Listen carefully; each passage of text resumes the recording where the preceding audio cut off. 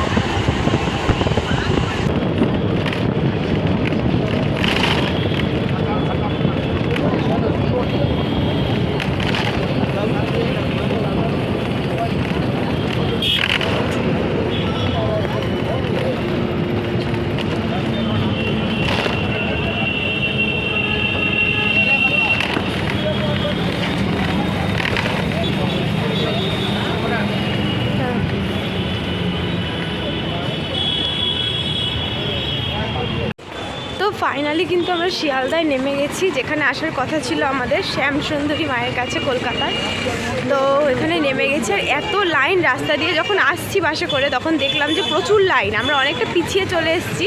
আর ওই দিকে লাইনটা আমি ভাবলাম যে ওইটা মনে হয় না, হয়তো অন্য জায়গায়, কিন্তু দেখছি ওইটাই। সবাই বলছে ওই দিকে লাইন দিয়েছে, ওই দিকে লাইন পড়েছে, সবাই লাইন দিয়েছে। প্রচুর ভিড়। জানি না কতক্ষণে বাড়ি যাব আর কতক্ষণে মায়ের কাছে যাবো সেটা তো জানিই না, আর বাড়ি পৌঁছাবো সেটাও জানি না।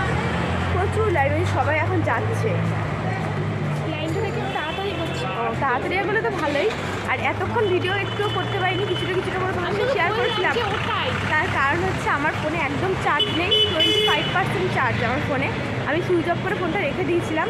আমি সকালবেলা চার্জে দিয়েছি ফোনটা, সুইচই অন করিনি। ফোনটা সুইচ অফ করে এতক্ষণ রাখা ছিল। এখন আমি ফোনটা ব্যাগ থেকে বার করে সুইচ অন করে এখন ভিডিও করছি। যেহেতু চলে এসেছি, এখন তো দেখাতেই হবে তোমাদের সাথে। তো ভাবলাম চলো এখন একটুখানি ভিডিওটা করি, তারপর যতটা পারবো মানে তোমাদের সাথে দেখাবো। কারণ 25% চার্জ আছে আমার, এটা এখনই কিছুক্ষণের মধ্যেই শেষ হয়ে যাবে।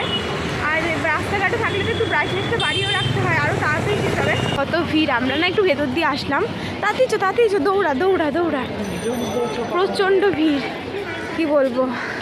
কিন্তু তাড়াতাড়ি এগোচ্ছে বুনু বললো, আর দেখতেও পাচ্ছি তাতে হচ্ছে। এগো তাড়াতাড়ি দৌড়া না, যতটা যাওয়া যায় আগে।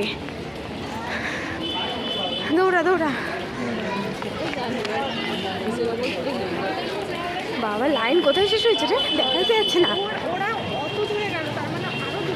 প্রচুর দূরে আছে এখনো, হয়নি। হ্যাঁ, আমি তো ভাবলাম এটা না, এর জন্য বাস অনেকটা তো আমরা পিছিয়ে চলে এসেছিলাম না। লাইন শেষ হচ্ছে না। এখানে দুজন আছে কিন্তু লাইনে দাঁড়াতে পেরেছি এখন। এতক্ষণে হাঁপিয়ে গেছি দৌড়াতে। দেখো কত লাইন। এখনো বুনু আর দিদি আসতে পারিনি। ওই যে আমার বুনু আসছে, যুদ্ধ করলাম এতক্ষণ। ওই যে আসছে, বুনু আসছে, ও নড়তে পারছে না।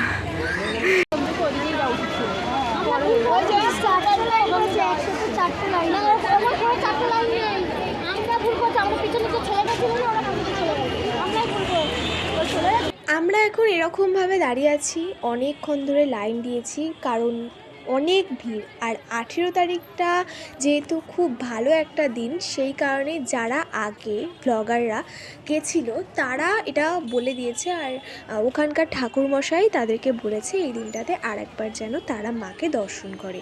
সেই কারণে স্বাভাবিক, সেটা সবাই যাবে সেই দিনটা। আর আমরা যেহেতু অনেক পিছনে লাইন দিয়েছিলাম, দিদি অনেক তাড়াতাড়ি দৌড়ে তাড়াতাড়ি লাইনে এসেছিলো, নাহলে আরও কিছুক্ষণের মধ্যে আরও আমাদের পিছনে 200-300 জন লোক দাঁড়িয়ে পড়েছিল। তো যাই হোক, ঠেলে ঠুলে কিন্তু আস্তে আস্তে এগিয়ে যাচ্ছি আমরা। কিন্তু একটু আগে তোমরা দেখলে আমাদের মুখটা কেমন একটা হয়ে গেছে। হ্যাঁ, সো ওই সময়টা হচ্ছে কেন এরকম হয়ে গেছে তোমাদের সাথে একটু শেয়ার করি।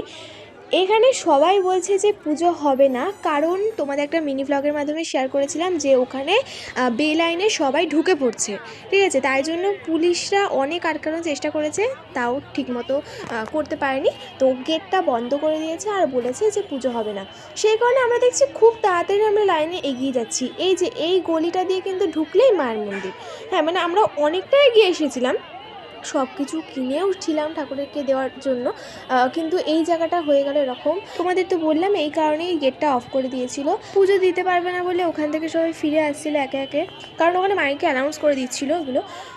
ওখানে যারা যারা ধরো বলতে যাচ্ছে যে এরকম কেন, আমরা পুজো দিতে এসেছি, আমাদের একবার দর্শন করতে দিন, তারপরে আমরা চলে যাবো, কিন্তু তবুও ওরা ঢুকতে দিচ্ছিল না। আর একজনের তো মাথাও ফেটে গেছে। এই দাদাটা কি বলছে একবার শোনো। পুলিশগুলো পুলিশ সবাইকে ধরে মেরেছে, সবাইকে, মেয়ে ছেলে কাউকে দেখেনি, সবাইকে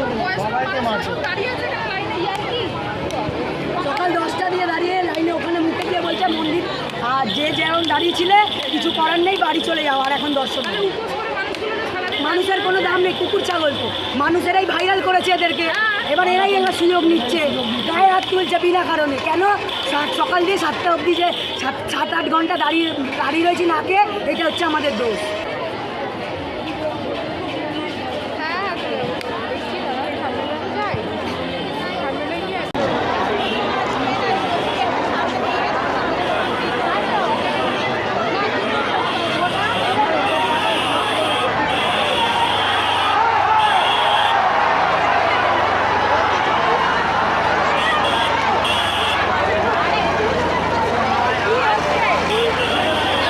দেখতেই পেলে কিভাবে ওরা ঝামেলা করছে, এটা স্বাভাবিক, সবারই করার কথা।